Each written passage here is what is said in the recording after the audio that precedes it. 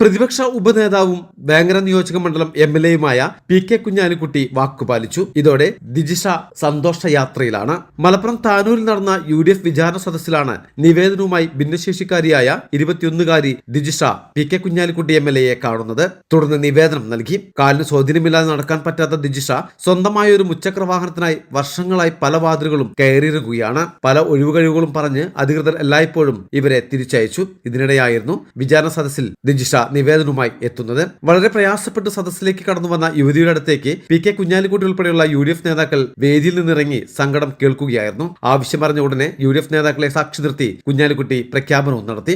വാഹനം നൽകാമെന്നായിരുന്നു ഉറപ്പ്. അവസാനം തന്റെ എക്കാലത്തെയും ആഗ്രഹം നിറവേറിയ സന്തോഷത്തിലാണ് ദിജിഷ മടങ്ങിയത്.